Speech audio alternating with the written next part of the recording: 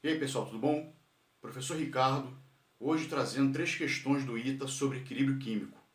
Você já sabe, se inscreve no canal, curte o vídeo, compartilhe e deixe comentários. Depois da vinheta, vem comigo.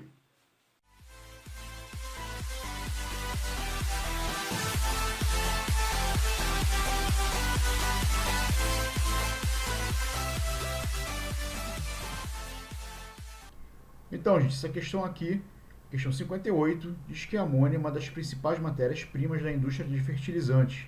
É produzida em escala industrial pelo processo conhecido como Haber-Bosch. Neste, uma reação entre H2 e N2 é catalisada com ferro em um reator mantido a 200 atm e 450 graus Celsius. Sobre essa reação exotérmica, sejam feitas as seguintes proposições. O aumento da pressão no reator mediante a adição de um gás inerte aumenta o rendimento do processo. O uso de um catalisador mais efetivo aumenta o rendimento do processo.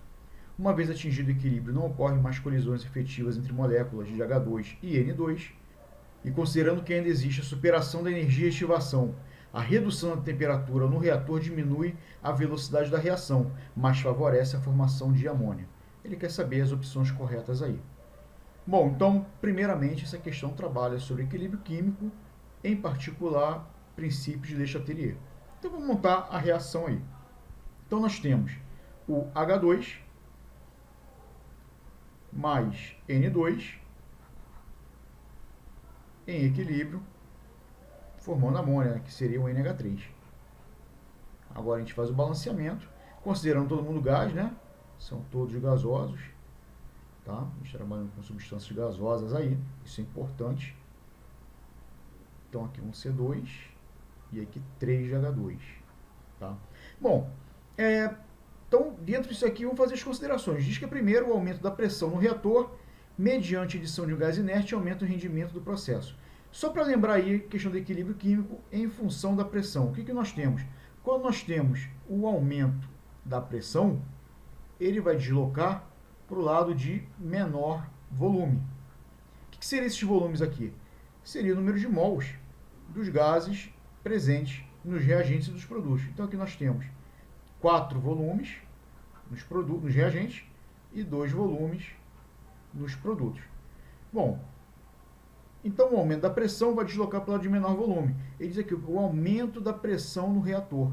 Então, se a gente fosse aumentar aqui a pressão, iria haver formação de NH3. Só que tem um detalhezinho na questão. Ele diz que tem essa pressão, ela aumenta mediante a adição de um gás inerte. Ou seja, um gás inerte, quando ele é colocado no sistema, ele não vai reagir, ele não vai interferir em nada no sistema, em termos de pressões parciais. Ele vai sim interferir na pressão total, mas em termos de pressões parciais não vai ter influência. Então, nesse caso, não vai resolver nada. Então, esse aumento da pressão devido à adição desse gás inerte, tá, não vai deslocar o equilíbrio. Então, vai aumentar o rendimento do processo? Não, não vai. Isso aqui é falso, porque não desloca devido à adição do gás inerte. Na 2, o uso de um catalisador mais efetivo aumenta o rendimento do processo? Não. O que o catalisador faz? O catalisador ele acelera a reação. Se nós temos um sistema em equilíbrio, a velocidade direta ela é igual à velocidade inversa. Ou seja, por mais que aumente a velocidade de um lado, vai ser igual ao do outro, porque está em equilíbrio. Então, no equilíbrio, temos velocidades iguais. Como o catalisador vai acelerar o processo, então não vai ter rendimento. Então, o catalisador ele não interfere no equilíbrio químico. Então, também aqui é falso.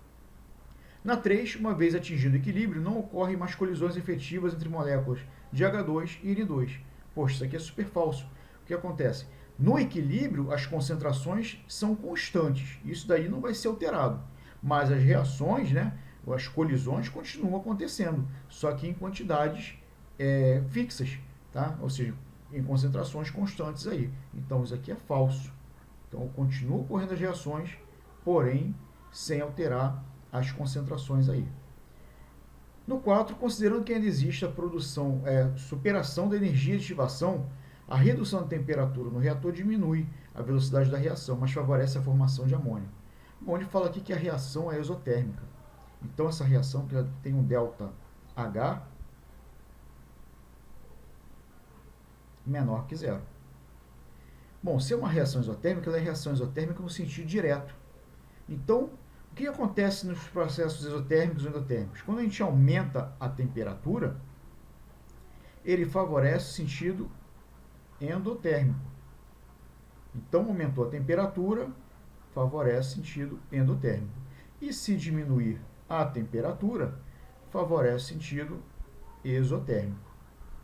Então, como a gente vai estar diminuindo a temperatura e o sentido exotérmico, que é o ΔH negativo, e vai fazer justamente o favorecimento do produto. Então, vai diminuir, no caso, aumentar a quantidade de NH3. Então, o item 4 é verdadeiro. Então, resposta, letra E. A outra questão diz que um reator com 200 litros de capacidade possui uma mistura de dióxido de nitrogênio e monóxido de carbono a 400 Kelvin, cujo comportamento pode ser considerado ideal. Os gases reagem entre si para formar dióxido de carbono e monóxido de nitrogênio. A pressão total no reator é igual a 32,8 atm e no início da reação, a pressão parcial do monóxido de carbono é 3 vezes maior que a do dióxido de nitrogênio. As massas iniciais de dióxido de nitrogênio e de monóxido de carbono são, respectivamente... Bom, temos que considerar aqui que nós temos volume e temperatura constantes. Isso aqui é algo a ser considerado.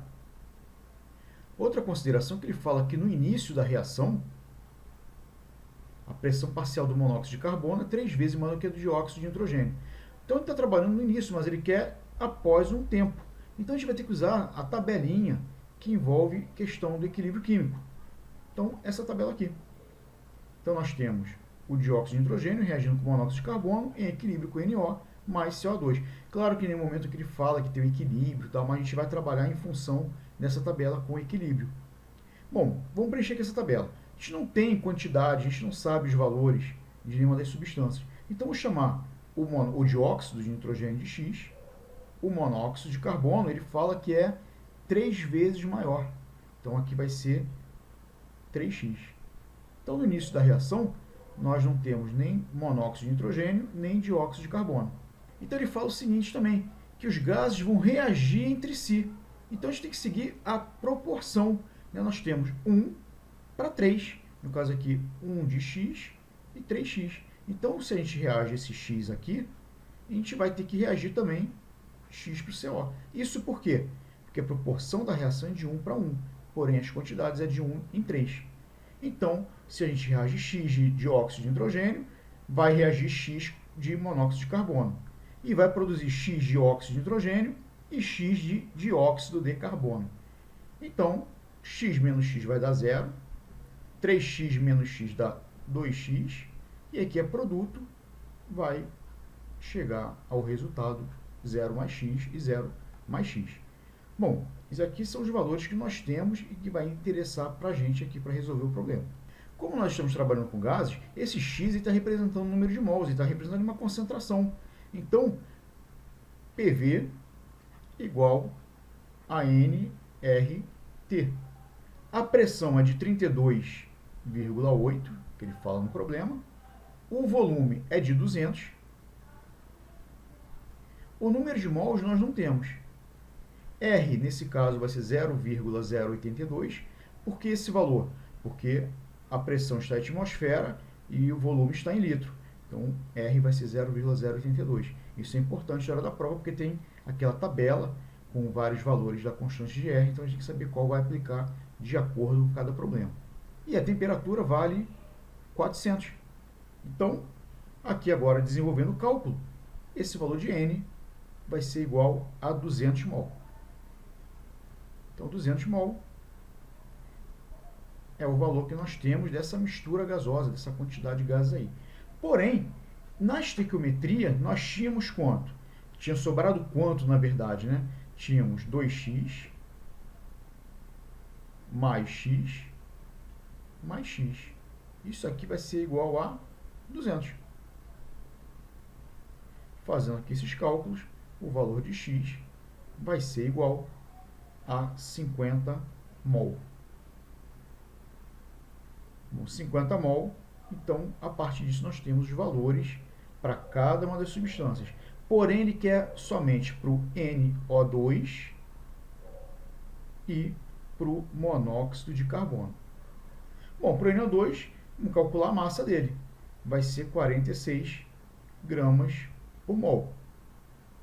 Como nós temos 50 mols, já que o valor de x vale 50 vezes 50,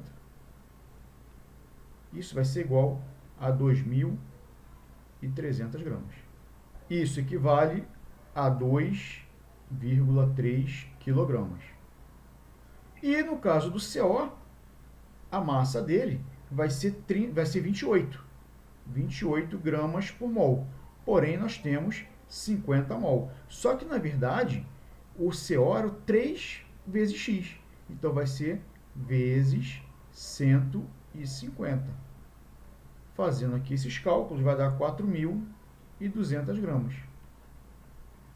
Isso vai ser igual a 4,2 quilogramas. Uma outra questão, considere que o ar seco ao nível do mar é composto de 4 vezes 10 a menos 2% em volume de CO2. Sejam dadas as constantes da lei de Henry para o CO2 e a constante da primeira dissociação do ácido carbônico, respectivamente KH, que é 2,5 vezes 10 a menos 2, e Ka, 1 vezes 10 elevado a menos 6,4. Assinale a opção que apresenta a concentração em mol por litro de CO2 dissolvido e o pH de uma amostra de água desionizada após a mesma entrar em equilíbrio com o ar atmosférico. Bom, então o primeiro passo aí, vamos fazer o seguinte, vamos logo lembrar dessa lei de Henry, né? Então a lei de Henry, ela diz o seguinte, ela tem essa formulação que x é igual a K, no caso aqui KH, vezes PI. Esse x, ele vai ser a solubilidade, vai ser a solubilidade no caso do soluto, né, pela pressão parcial. Sendo que essa lei aqui, tá, quem é esse soluto, né, esse soluto vai ser o gás. Então essa lei aqui somente para gases. Apenas gases. Então, a gente não pode trabalhar com outro tipo de substância a não ser gasosas. Então essa solubilidade, esse x aqui, vai ser a solubilidade do gás dentro do líquido que a gente está querendo aí. E o PI é a pressão parcial desse gás. Tá? Então, para lembrar, a lei de Henry sempre cai no ITA. Eles sempre estão colocando questão, é difícil quando não aparece nada. Então já fica já marcado isso aí para poder ficar mais esperto. Né? Bom, vamos calcular então essa pressão de CO2, que a gente não tem, essa pressão parcial. Então o que a gente sabe? Que a pressão total, já que ele fala que é nível do mar. Nível do mar, a pressão é de quanto? 1 atm. Então, em 1 atm, nós temos 100%. Qual vai ser a pressão referente a 4 vezes 10 a menos 2, que é do CO2, né? 4 vezes 10 a menos 2. Aí, por cento. Então, fazendo aqui a regrinha de 3, esse x vai ser igual a 4 vezes 10 a menos 4 atm. Então, essa aqui é a pressão parcial, tá, do CO2. Bom, continuando aí, então agora vamos calcular a concentração de CO2. E vamos aplicar o que? A lei de Henry. Então, vai ser concentração de CO2 vai ser igual a constante, que é o KH, vezes a pressão de CO2, pressão parcial de CO2. Concentração de CO2 vai ser igual a 2,5 vezes 10 a menos 2, 10 a menos 2, vezes a pressão, que é de 4 vezes 10 a menos 2. Então, a concentração de CO2 vai ser igual a 10 elevado a menos 5 mol por litro. Bom, calculou a pressão de CO2, tá? A concentração de CO2. Bom, só que aqui a gente está trabalhando, ele quer saber o pH, tá? Ele quer saber também a concentração de íons H+, também, tá? Então, o que acontece? A gente tem que trabalhar no equilíbrio, já que o pH está associado ao valor de Ka. E Ka está no equilíbrio. Então a gente vai ter que o quê? Fazer a tabelinha de equilíbrio. Bom, como é que é a primeira dissociação do ácido carbônico? Então, onde vai associar íons H+, e íons bicarbonato. Bom, a partir daí, nós temos no início a concentração de ácido carbônico, que vale 10 a menos 5. Nós já tínhamos calculado, né, foi o nosso cálculo, 10 elevado a menos 5. A concentração no início de íons H+, vale 0 e de bicarbonato também vale 0. Durante a reação, a gente não sabe quanto foi reagido, X, foi produzido X de H+, e X de bicarbonato também, proporcional. Então, no equilíbrio, nós vamos ter 10 elevado a menos 5, menos X. Aqui vai ser X no produto e X no outro produto. O que acontece? O ácido carbônico é um ácido fraco, tá? Então, esse X aqui, a gente pode desprezar, pode jogar de fora, tá? Por ser muito fraco. Então, vai ser um valor muito pequeno. Então, porque 10 a menos 5 já é pequeno. Então, menos alguma coisa menor ainda não vai dar em nada. Então, em termos químicos, em termos de cálculo, a gente pode fazer dispensar esse valor de X aqui. Então, a partir daqui, a gente pode escrever a constante de acidez. Quem vai ser o Ka? Então, Ka vai ser igual à concentração de íons H+, vezes a concentração de íons bicarbonato, HCO3-, dividido pela concentração de ácido carbônico, H2CO3. Agora aqui vamos fazer as substituições. O valor de Ka é 10 elevado a menos 6,4. Vai ser igual a X vezes X sobre 10 elevado a menos 5. Então, nós vamos ter que x ao quadrado será igual a 10 elevado a menos 11,4. Fazendo aqui, tirando essa raiz, né? X vai ser igual a 10 elevado a menos 5,7. Quem é esse x aqui? Esse x nada mais é do que a concentração de íons H+. Então, já temos a concentração de íons H+. E agora também ele quer que calcule o pH. Ora, pH é menos log da concentração de íons H+. Então, pH vai ser igual a menos log de 10 elevado a menos 5,7. Então, nesse caso aqui, vamos ter um pH igual a 5,7. Então, pela tabela, a concentração de CO2 é 10 a menos 5 e o pH 5,7, letra B. É isso aí, pessoal. Espero que tenham gostado. Espero que tenham entendido. Tá? Curtam o vídeo. Um forte abraço. Um mal de beijos. Fui!